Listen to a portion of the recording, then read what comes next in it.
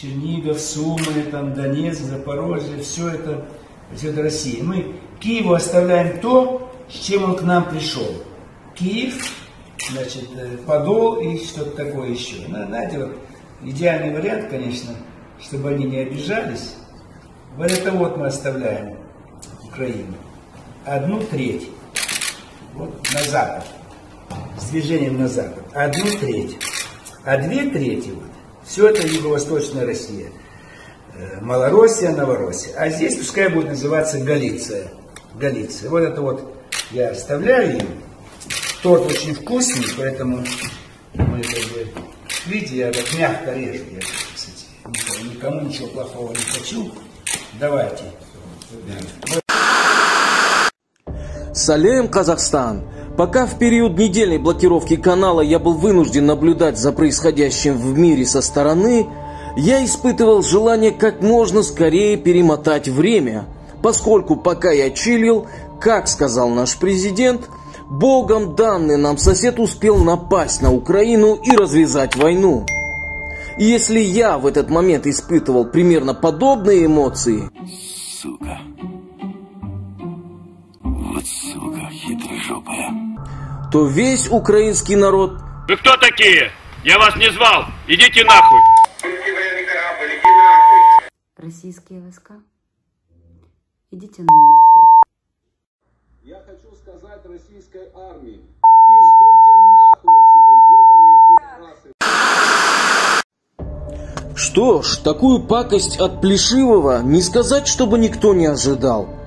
Но все-таки открытое, наглое, полномасштабное нападение с 3 фронтов на Украину повергло весь мир в шок.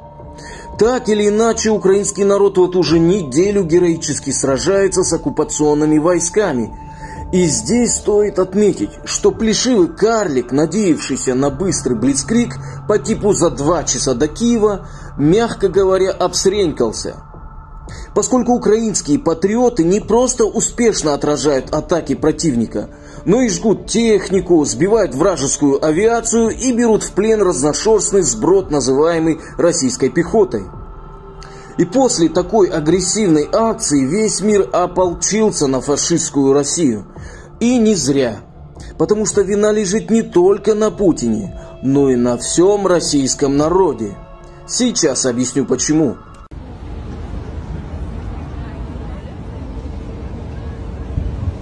Гори эта хуйня в аду. Простите, братья, стыдно. Вы русский? Я русский, мне стыдно сегодня, что я русский, простите нас. Не все в России одобряют этот фашизм. А что вы палите? Я палю паспорт. Вы русский? Я палю паспорт уже свой с палета моего сына и моих детей.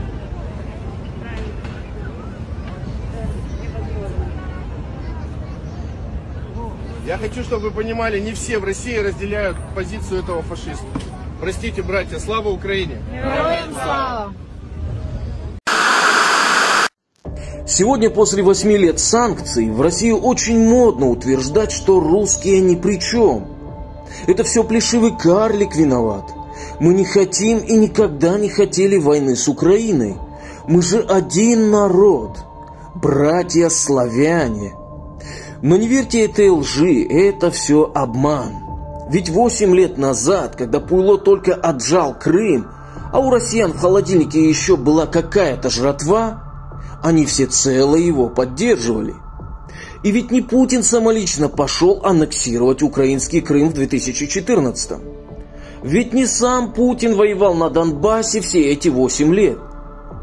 Не Путин, взяв в руки автомат, лично пошел атакой на Украину в феврале 22-го. Это делал русский, если хотите, российский народ. А Путин, словно библейский дьявол, просто поманил их пальцем, обработал и направил. А они, как послушные бараны, поспешили исполнять его волю. И как итог, сегодня весь цивилизованный мир, обложив жесточайшими санкциями, изолировал этих диких орков в Мордоре, подальше от народов Средиземья. А тем временем Украина успешно подала заявку на членство в ЕС, А Финляндия вот-вот может стать членом НАТО. Так что злобный карлик, желая остановить расширение НАТО на востоке, переиграл сам себя и еще сильнее ухудшил свое положение. Так сказать, многоходовочка. Нравится, не нравится, терпи, моя красавица. И в завершении хочется сказать, дорогие украинцы, ваш несгибаемый дух и сплоченность – это ваша самая главная опора в борьбе с оккупантами. Казахстан с вами, друзья. Слава Украине! На сегодня все. Подписывайтесь на канал и ставьте палец вверх. И обязательно делитесь этим видео с друзьями. До встречи в следующих выпусках. Сау болыңыздар!